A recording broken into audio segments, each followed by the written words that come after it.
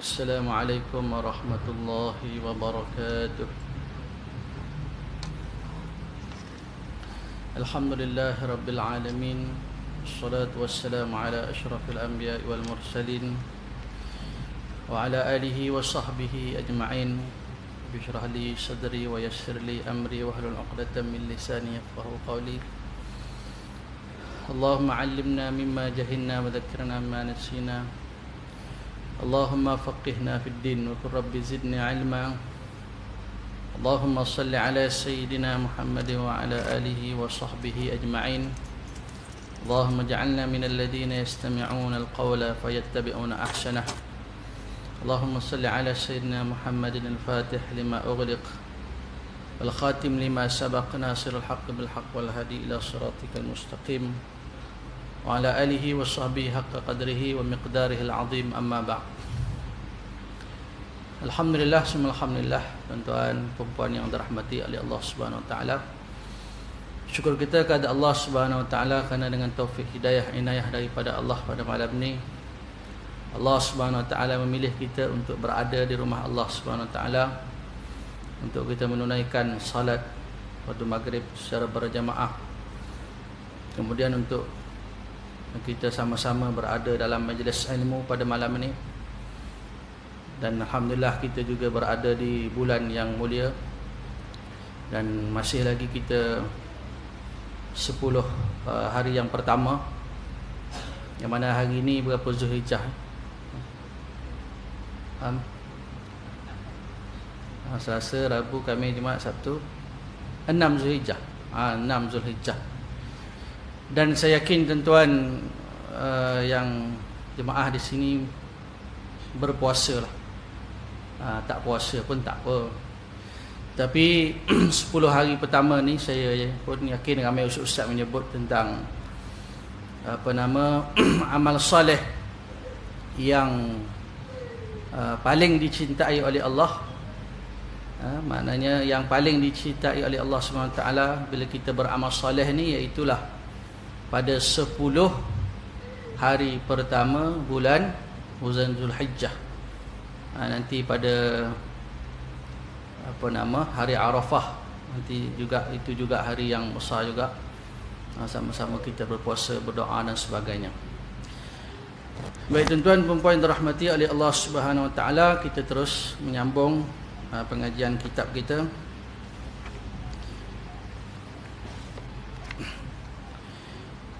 Yang mana kita di dalam seruan Allah Subhanahu wa taala, iaitu tentang larangan menjadikan orang kafir sebagai wali sehingga mereka beriman. Masya Allah tuan-tuan, golongan munafik ni, dia menjadikan orang kafir itu wali mereka dan mereka bergantung harap. Dalam Al-Quran Allah Ta'ala berfirman, Alladzina yatarabbasuna bikum. Alladzina yatarabbasuna bikum. Mereka ni, golongan munafik ni, dia menunggu-nunggu. Yatarabbas tu tunggu. Macam orang wanita yang pisahkan, diceraikan, dan yang kematian suami. Walladzina yatawaffawna minkum walladzina yatawaffawna minkum, apa dia ayat tuan-tuan? Yatarabbas, tunggu. Sama juga wal mutallaqatu yatarabbas, yang ditalak juga dia kena tunggu tempoh iddah dia. Jadi golongan munafikin ni, dia tunggu. Dia tengok siapa yang menang. Ini jenis orang, jenis tak ada Islam pun tidak, kafir pun tidak. Tapi jelas-jelas apabila dia bersama dengan orang kafir, dia meyakini akidah orang kafir, dia bergantung harap selain daripada Allah, maka kalau akidah dia itu cukup syarat yang dia itu murtad, dia keluar daripada Islam. Dan kita bukan mudah-mudah boleh mengatakan seseorang itu kafir ataupun murtad dan sebagainya, sehinggalah para imam mujtahid mengatakan demikian. Bukan sebarang orang, tuan-tuan. Masya Allah. Baik. Jadi bila mana munafik ni, dia bergantung harap kalau dia tengok orang Islam tu menang. Allah Ta'ala sebut, tuan-tuan, kemenangan orang Islam tu dengan firman-Nya, fathum minallah. Alladzina yatarabbasuna bikum fa in kana lakum fathum minallah. Kemenangan bagi orang Islam tu, Allah berfirman, tak sama dengan kemenangan orang kafir. Orang Islam mukmin, Allah berfirman, fa in kana lakum fathum minallahi qalu alam nakum ma'akum. Kemenangan bagi pihak orang Islam, fathum, tersebut pembukaan kota Mekah, fathu Mekah. Fathum minallah makna kemenangan daripada Allah. Bila orang Islam mukmin menang, dia pun qalu alam nakum ma'akum, kami ni dengan korang orang Islam. Bila orang kafir menang, ini ayat yang lain lah, tuan-tuan, tak ada dalam kitab ni. Wa in kana lil kafirina nasibun qalu alam nastahwiz alaikum wa namna'kum minal mu'minin. Kalau orang kafir itu menang, Allah berfirman nasib, bahagian. Allah Ta'ala maknanya berbeza di situ. Kemenangan orang Islam tu tak sama dengan kemenangan orang kafir. Orang kafir kalau dia menang, dia boleh ambil harta dan sebagainya, membunuh orang Islam, dia tetap kalah. Di sisi Allah tu, bagi orang beriman, walaupun orang beriman kalah, yang menang kafir, tetap orang kafir tu kalah. Jadi tengok, kita kalau belajar tafsir ni, mufradat dia, Masya Allah. Mufradat, fathum minallah, maknanya kemenangan daripada Allah. Kalau orang kafir, wa in kana lil kafirin nasibun qalu, maknanya bahagian dunia je. Biasanya di dunia dia dapat, orang kafir dunia dapat. Wa ma lahum fil akhirati min nasib, akhirat tak ada bahagian dia. Kita orang Islam alhamdulillah, dunia dapat, duit ada, kereta ada, rumah ada, isteri ada, ini ada, itu ada, bantuan ada, macam-macam, kan? Akhirat pun dapat juga, alhamdulillah. Orang kafir dia dapatlah dunia ni, akhirat tak ada bahagian bagi dia. Baik. Maka tuan-tuan yang dimuliakan oleh Allah Ta'ala, ini golongan kafir. Maka Allah Ta'ala larang golongan munafik ni bergantung harap dengan orang kafir. Baik, bagi tuan ada kitab tu ke surat 413 yang di tengah tu. Baik, seruan bersifat keimanan ini bermaksud supaya mereka berwaspada dengan jalan yang dilalui oleh kaum munafik. Waspada, tuan-tuan. Orang munafik ni berhati-hati. Bila mana munafik ni, tuan-tuan, dia mainkan peranan dia, dan maka maknanya dia boleh apa? Dia pengkhianat lah. Pengkhianat. Jadi tak tahu dia ni depan orang mukmin, qalu amanna, kami beriman. Lepas itu, tuan-tuan, pernah Sayyidina Umar radhiyallahu anhu, dia kata kepada Nabi SAW, ya Rasulullah, dia kata dia nak penggal kepala apa nama, Abdullah bin Ubay bin Salul. Dia kata kita pancung, bunuh je lah. Maka Nabi SAW bersabda, aku tak mau nanti orang kata apa, tengok tu Rasulullah SAW, baginda Rasulullah SAW sendiri pun dia bunuh sahabat dia. Sahabat dia sendiri dia bunuh. Maka Nabi SAW tak benarkan. Selagi mana kita boleh kontrol dia, kita tahu dah dia munafik, tapi kita boleh yang kata apa, kontrol lagi, jangan bunuh dia. Nabi SAW tak benarkan Sayyidina Umar radhiyallahu anhu untuk membunuh Abdullah bin Ubay bin Salul. Baik. Dan tidak mengambil wali daripada orang kafir dan dengan meninggalkan kaum mukminin. Tuan-tuan, bila mana, tuan-tuan, golongan munafik ni Dia ambil orang kafir ni menjadi dia punya wali dia, maka dia tinggalkan orang mukmin. Sepatutnya tuan-tuan kebersamaan itu bersama dengan orang mukmin.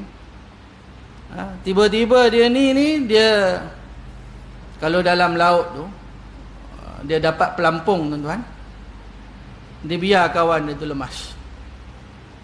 Kalau yang lemas, kalau yang di ke mana tu, di Kelantan ke Bacok ke apa, terbang naik apa tu, jadi pilot seorang, kecil je benda tu, macam ada air terjun tepi laut, naik terhempas. Pilot tu alhamdulillah panjang umur, dia hidup. Yang dia bawa tu mati. Yang tu dia tak ada niat nak bunuh. Takdir Allah Ta'ala, ajal dia begitu. Itu mana sebab dia. Maka tuan-tuan, orang munafik ni dia bahaya. Dia kalau dia selamat, maknanya dia jaga kepentingan dia. Ni golongan munafik tuan-tuan. Ada zaman Nabi SAW, bahaya. Dia tinggal orang mukmin. Pada masa itu seruan ini bermakna kerana segelintir kaum muslimin menjalin hubungan dengan kaum Yahudi di Madinah. Kerana ada orang mukmin ni, muslimin, dia masih lagi berhubung dengan Yahudi di Madinah atau kerabat mereka dari golongan Quraisy.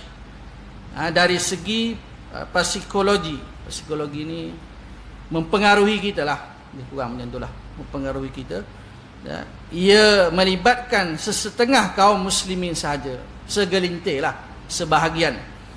Sementara itu segelintir yang lain memutuskan semua hubungan dengan masyarakat jahiliyah, yang masih lagi mana dia rasa sayang lagi keluarga dia, seperti mana seorang sahabat Nabi SAW bersama bernama Hatib bin Abi Balta'ah, yang dia kirim surat tu. Dia kirim surat, dia bongkar rancangan Nabi SAW nak serang Mekah. Maka Nabi SAW dapat wahyu, tahu, dia suruh Sayyidina Ali dan seorang lagi siapa tu, Zubair radhiyallahu anhuma, pergi cari ada perempuan seorang. Ni wahyu. Maka pergi tangkap, rupanya dia kirim surat. Maka seperti biasalah, Sayyidina Umar radhiyallahu anhu tak cakap banyak dah. Ya Rasulullah, kita bunuh sahaja. Dia main bunuh je tuan-tuan. Kalau ada Sayyidina Umar hari ni tuan-tuan, ya kita kalau lah. Jadi dia kira nak bunuh je tuan-tuan. Berat sungguh. Bukan makna dia suka hati dia nak bunuh. Dia tanya Nabi SAW dulu. Kalau Nabi kata on tak on, dia kata on, memang tak cakap, memang putus pancung terus lah. Khianat je pancung. Kerana Nabi SAW dah pesan, jangan sesiapa ada yang membocorkan rahsia ni. Tiba-tiba dia kirim surat pula. Jadi Sayyidina Umar ni dia tak cakap banyak. Munafik dia nak bunuh, yang bongkarkan perancangan Nabi SAW untuk menyerang pun dia kata pancung juga.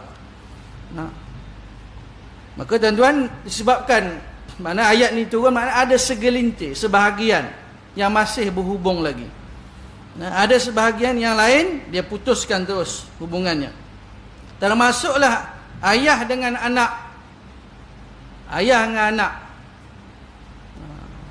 Kalau bertembung di medan peperangan, tengah-tengah berjihad, anaknya mukmin, ayahnya kafir. Macam mana? Bertembung lawan lah. Sebab itu hari ni orang mu'alaf kan, dia Masya Allah ada dekat dengan surau saya tu mu'alaf, dah tua dah, dia dah berumur dah, tak sihat sakit, baru dia memeluk agama Islam. Jadi dia datang ke surau dengan pakaian yang orang kata apa, kita kata macam tak terurus lah. Tak apalah, pergi bawa sarapan apa semua, hantar dia balik rumah. Hantar balik rumah okey, rumah teres 2 tingkat, kereta Proton, tak tahulah berapa puluh punya, tak tahulah, saya pun tak perasan. Nak 80, 70, 80 kan, 90. Jadi saya tengok, rumah boleh tahan. Jadi dia yang masuk Islam, anak isteri tak masuk. Jadi asal dia pergi surau je, dia cerita duit sewa dia, anak dia kebas, duit ini isteri dia kebas. Kita pun nak mendengar dia luah, tuan-tuan, penat. Kata sabarlah. Sabar. Kan? Kenapa? Itu pengorbanan. Maka maknanya sekarang tak adalah dia masuk Islam, dia pergi jihad dengan anak isteri dia, tidak. Mana jihad dari segi apa? Pengorbanan. Anak isteri dia pulaukan dia dan sebagainya, dia tetap dengan Islam. Dia mati dalam keadaan beriman, syurga. Syurga lah bagi dia. Tapi kalau dia tak tahan, wallahualam lah, hidayah milik Allah Ta'ala. Dia berjalan kaki daripada rumah pergi ke surau. Jadi tuan-tuan yang dimuliakan oleh Allah Ta'ala, nak memeluk agama Islam, ada keluarga yang tak masuk Islam lagi, ada satu pengorbanan. Dan kalau dia boleh dakwah ahli keluarga dia, anak isteri dia masuk Islam, dia dapat pahala. Tapi kalau dia pun tak tahan, wallahu alam lah, terpulang pada kemampuan masing-masing lah. Baik. Jadi ada sebahagian putus terus hubungan, meluk agama Islam dah. Ada yang masih lagi berhubung dengan ahli keluarga. Mereka menjadikan akidah sebagai penguat silaturahim dan hubungan. Jadi silaturahim maknanya sesama akidah yang sama. Tuan dan saya akidah sama, la ilaha illallah Muhammadur Rasulullah, iman dan Islam. Maknanya hubungan akidah itu lebih dia jaga, lebih dia hubung berbanding dengan hubungan kekeluargaan. Disebabkan keluarga dia kafir, tambah-tambah lagi keluarga dia kafir pula, memusuh Islam pula, lagilah dia lawan. Kalau macam pak saudara, ayah bapa saudara Nabi SAW, Abu Talib, Abu Talib waktu dia hidup, tuan-tuan, mana tak ada yang berani, kabilah-kabilah tu tak berani. Kalau dia buat apa-apa kat Nabi SAW, dia ganggu, dia nak bunuh ke, maka mereka takut dengan pengaruh Abu Talib. Maka Abu Talib, tuan-tuan, dia elok baik je orangnya, cuma dia tak masuk Islam. Mana hidayah milik Allah. Nabi SAW bersabda kepada Abu Talib, bapa saudara dia, ucaplah, maknanya masuklah Islam, ucaplah masuk Islam. Maknanya dah masuk Islam, dosa banyak mana pun, mohon keampunan, Allah ampunkan. Tetapi kalau selagi mana tak ucap la ilaha illallah Rasulullah, baik macam mana pun, tuan-tuan, dia tetap masuk dalam api neraka. Sebab itu Nabi SAW sangat-sangat sedih. Kita maklum kisah, tuan-tuan. Baik. Hal ini diajarkan oleh Allah SWT kepada mereka. Seruan ini ditujukan kepada segelintir kaum muslimin dengan niat untuk mengingatkan mereka supaya tidak mengikut langkah kemunafikan dan kaum munafik. Sebab apa, tuan-tuan, kalau berhubung juga takut terpengaruh, terpedaya. Kerana orang munafik ni dia pandai bercakap. Idza ja'akal munafiqina qalu nashhadu innaka rasulullah wallahu ya'lamu innaka rasuluh wallahu ya'lamu innal munafiqina lakadzibun. Dia kalau dia bercakap tu, dia boleh pengaruh. Dia hebat. Macam hari ni lah, kempen. Bukan nak cerita politik lah, tuan-tuan. Jadi maknanya kena pandai cakap, kena pandai olah, pandai bukan pandai menipu, bukanlah, tuan-tuan. Maknanya pandai bercakap lah. Ada orang dia pandai bercakap, ada orang tak pandai bercakap. Ada orang bercakap 2, 3, 4 patah dah. Ada orang bercakap berpatah. Contoh orang perempuan berapa ribu, berapa ratus perkataan, orang lelaki berapa perkataan. Jadi tuan-tuan, bahaya. Sebab itu bila mana berhubung juga, takut, tuan-tuan, munafik tu tanya, keluarga dia yang munafik tu, macam mana kamu sejak masuk Islam ni, okey ke? Susahlah, harta tak ada, apa semua meniaga tak jadi. Itu sumpahan masuk Islam lah tu. Jadi yang dah masuk Islam tu, iman tak kuat contohnya, dia pun tak juga ni, masuk Islam makin susah. Akhirnya terpedaya dengan kata-kata pujuk rayu dia ahli keluarga dia yang munafik tu. Sebab itu kena jauhi. Kan? Gambaran kemunafikan dan kaum munafik dibuat melalui potret yang buruk.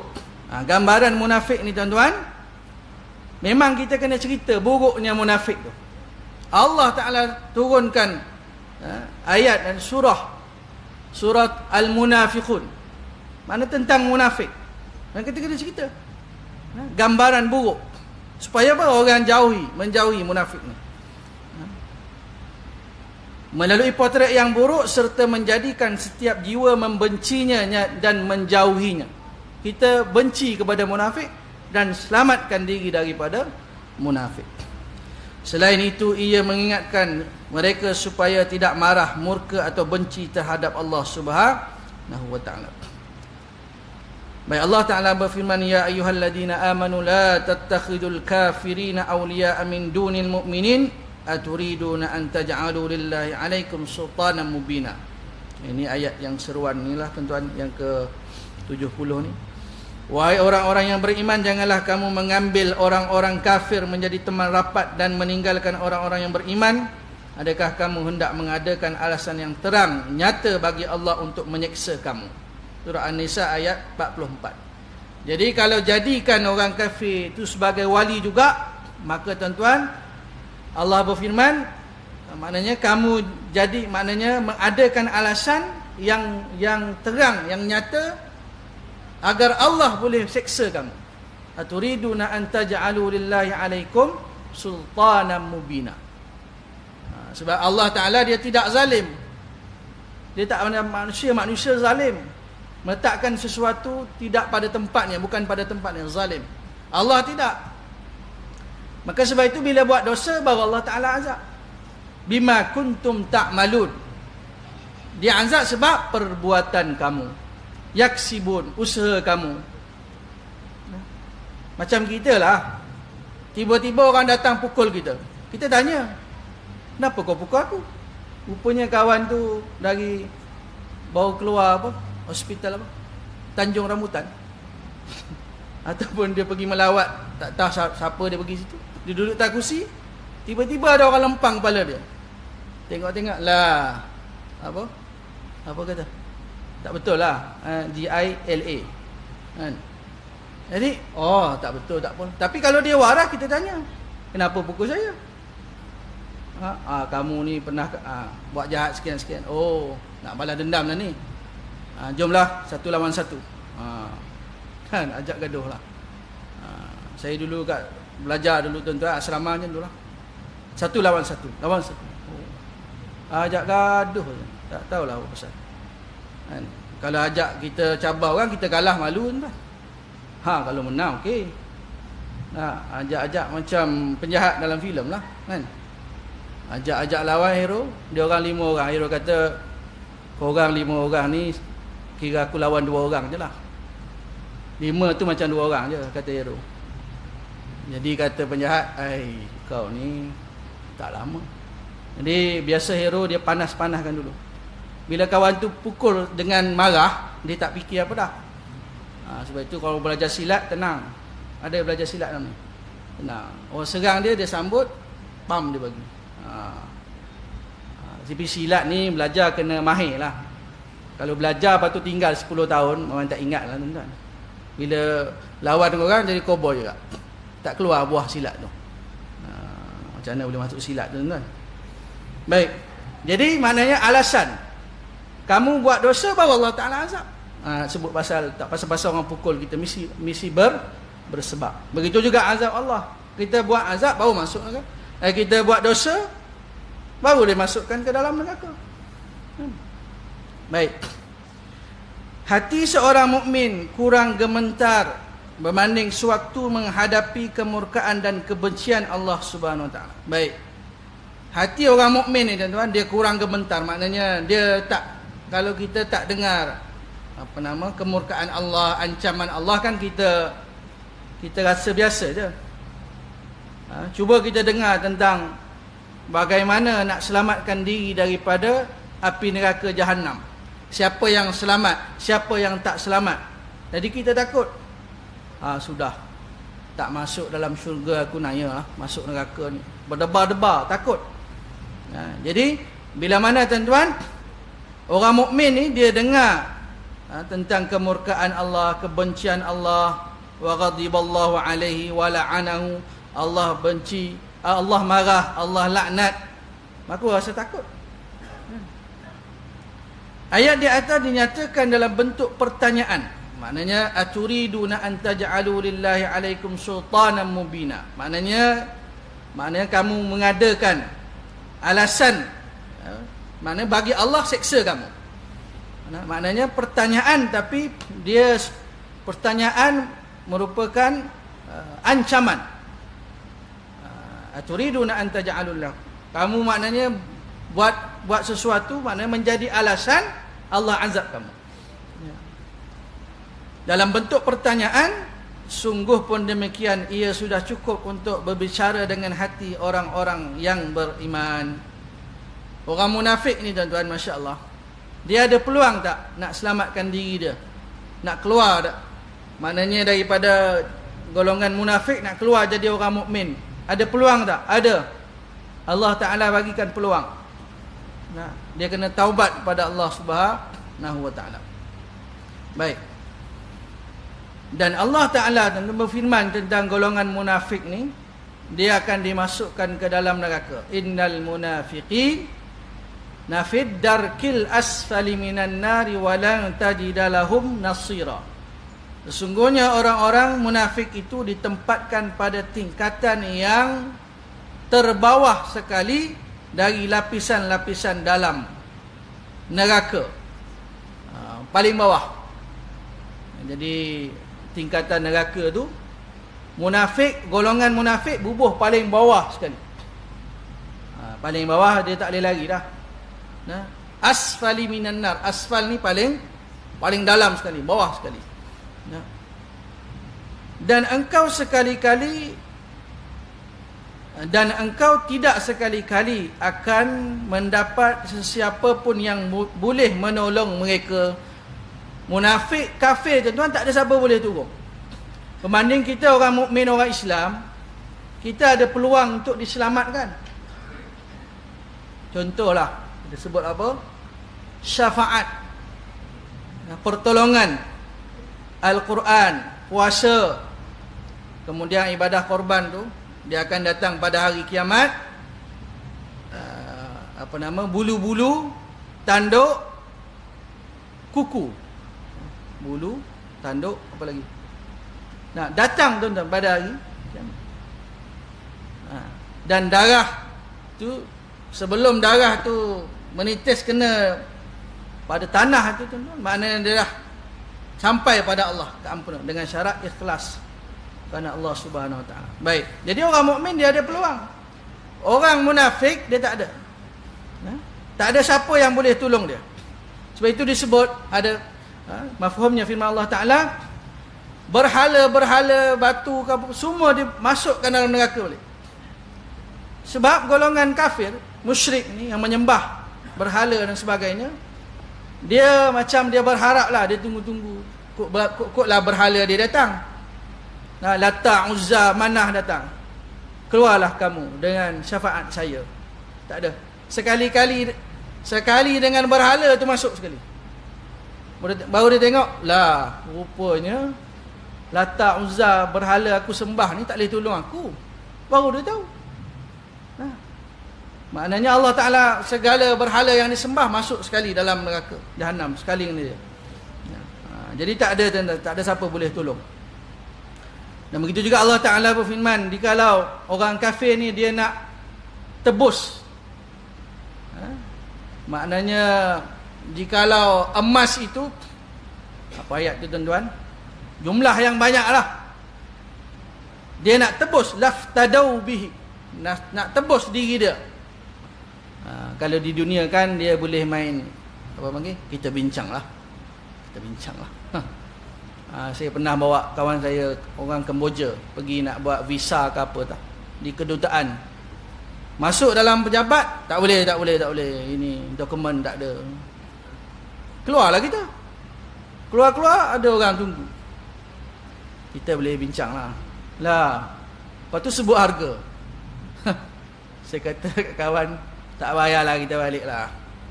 Kau boleh masuk visa berapa hari kau duduk lah. Tak tahu kau balik lah. Nah, kawan tu rupanya boleh bincang luar. Jadi dunia boleh lah. Kan?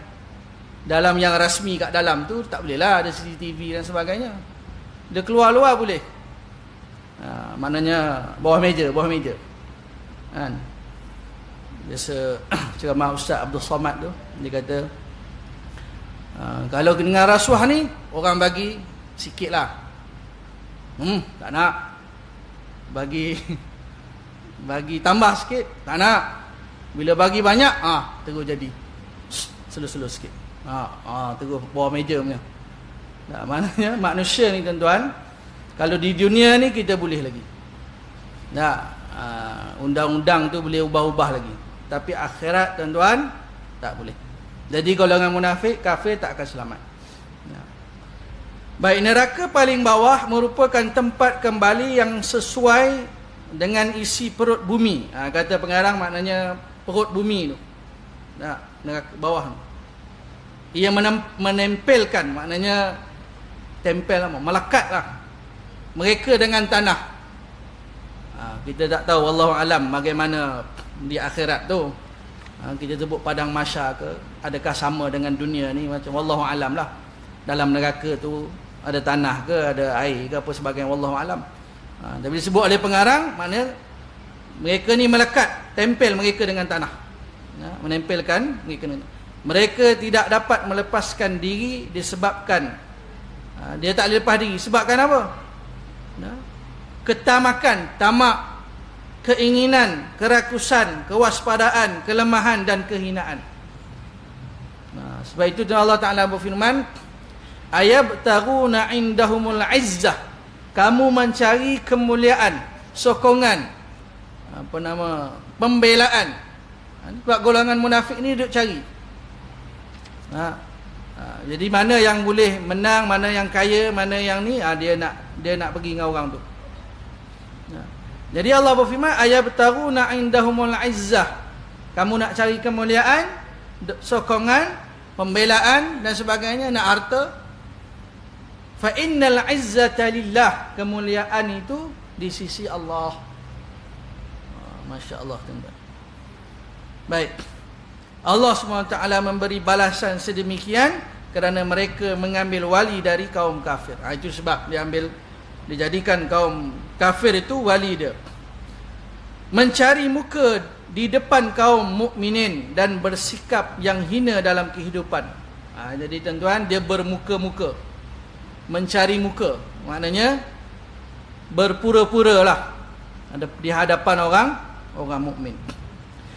Baik, Allah SWT berfirman, kalau tuan-tuan buka surah An-Nisa tu, daripada ayat berapa tuan-tuan atas tu, 141, maknanya dia semuka tu, daripada ayat alladina yatarabbasuna bikum tu. Ni dia tentang munafik. Munafik ni tuan-tuan, Allah SWT berfirman, mudzabzabina baina zalika la ilaha ula'i wa la ilaha ula. Mereka berkeadaan ragu-ragu di antara iman dan kufur. Mereka tidak berpihak kepada kafir dan tidak pula berpihak kepada golongan yang beriman. Mudzabzabi ni makna dia keraguan. Keraguan ni juga merupakan satu Allahu yastahzi'u bihim, Allah mempersendakan mereka. Wa yamudduhum fi tughyanihim ya'mahun, dan mereka ni dibiarkan, maknanya dalam kesesatan tu. Kan dia persenda orang mukmin di awal surah Al-Baqarah tu. Dia pergi kepada orang beriman, dia kata qalu amanna. Kita kata kepada dia la tufsidu fil ard, jangan buat kerosakan. Dia kata qalu inna nahnu muslihun, kamilah yang buat baik. Padahal dia buat kerosakan, dia buat jahat, dia munafik. Tapi dia kata dia muslih. Innama nahnu muslihun. Ini golongan munafik. Jadi dia muzabzabina, dia ragu. Jadi keraguan dalam hati dia itu tuan, menjadikan dia jauh, maknanya Maknanya tenggelam dalam kesesatan tu, sesat. Dia tak jumpa sebab ragu. Sebab itu orang beriman dia kena yakin. Dan kita pun sedar tuan-tuan, diri kita ni, keyakinan kita ni tak dapat menandingi keyakinan wasabiqunal awwalun, mereka yang awal-awal dulu. Kita sebut para nabi, para rasul, para salafus soleh, iman mereka tu maknanya iman yang seperti mana yang dikehendaki oleh Allah Ta'ala. Kalau macam iman saya tuan-tuan, saya bagi contoh saya lah, tak tunjuk, tak cari siapa lah, tak cari buka siapa, aib siapa. Mana iman saya tuan-tuan banding iman para sahabat, jauh. Bukan bumi langit lagi lah, tak ada bandingan dia. Jadi dia ragu. Dan bila mana mereka ni ragu dan disesatkan oleh Allah, wa may yudlilillahu, dan sesiapa yang disesatkan oleh Allah Ta'ala, falan tajidalahu sabila, maka engkau wahai Muhammad sallallahu alaihi wasallam tidak sekali-kali akan mendapat jalan untuk menyelamatkannya. Allah dah sesatkan tuan-tuan, habis. Kita boleh berdoa, ya Allah berikanlah hidayah, boleh. Doa, terus menerus berdoa, memohon kepada Allah. Kita dakwah dan sebagainya. Tapi kalau dia ni Allah sesatkan, falan tajidalahu sabila. Kata wahai Muhammad SAW, engkau tak akan dapat menyelamatkan dia. Baik di dunia mereka dihina, di akhirat pula mereka menghuni tempat yang paling hina, iaitu pada tingkat yang paling bawah dari neraka. Di sana mereka tidak akan mendapat pertolongan. Hal ini disebabkan mereka mengambil wali atau penolong dari kaum kafir sewaktu di dunia. Bagaimana pula kaum kafir dapat menolong mereka di akhirat? Baik, Allah Subhanahu Wa Taala membuka pintu taubat bagi orang yang memerlukan perlindungannya selepas memberi gambaran mengerikan. Allah Subhanahu Wa Taala berfirman. Jadi tuan-tuan, golongan munafik ni Allah Ta'ala buka pintu taubat. Buka pintu taubat, maknanya ada golongan munafik yang bertaubat, dia menjadi orang mukmin. Faulaika ma'al mu'minin, maka bila mana dia buat 4 perkara tu, maka dia jadi orang mukmin. Dah masuk isyak. Kita beri laluan pada azan insya-Allah.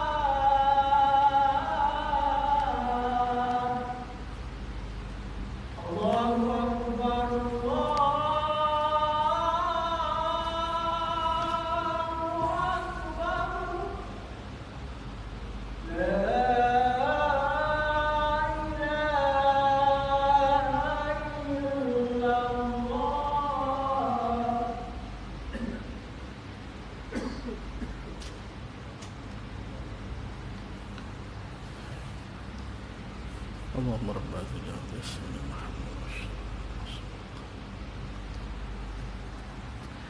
Allahumma salli ala sayyidina Muhammad wa ala sayyidina Muhammad.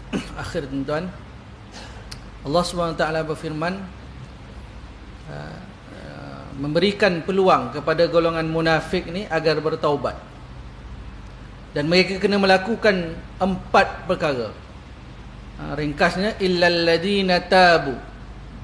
Maknanya pertama mereka kena tabu, taubat. Kemudian wa aslahu ni perbaiki. Dulu munafik kena jadi orang mukmin lah. Dulu sifat munafik kena berubahlah jadi sifat, kena ada sifat mukmin. Kemudian wa'tasamu billah, berpegang teguh dengan Allah. Dulu jadikan kafir itu wali. Kafir menang pergi kat kafir, Islam menang pergi kat Islam. Sekarang kamu kena wa'tasamu billah, berpegang teguh dengan Allah, bergantung dengan Allah.